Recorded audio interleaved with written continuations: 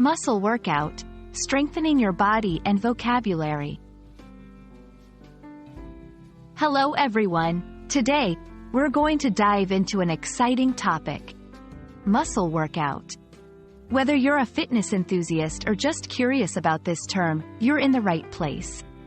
We'll explore what it means, how it's used, and why it's important not only for your body but also for enhancing your English language skills. So, let's get started. A muscle workout refers to physical exercises designed specifically to strengthen and build muscles. This can include a range of activities like weightlifting, resistance training, or body weight exercises. The key here is the focus on muscles.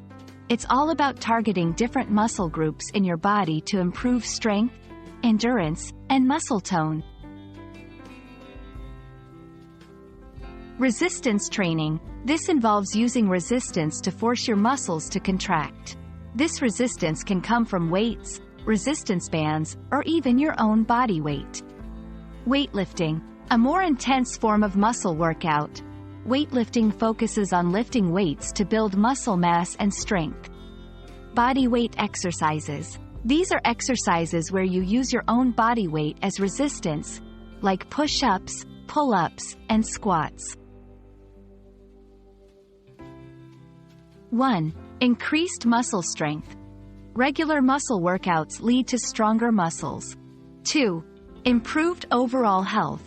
These workouts enhance your cardiovascular health, metabolism, and bone density. 3. Mental health benefits. Engaging in muscle workouts can also boost your mood and reduce anxiety. Start slow. Begin with lighter weights or fewer repetitions. Focus on form. Proper form is crucial to prevent injuries. Stay consistent. Consistency is key to seeing results.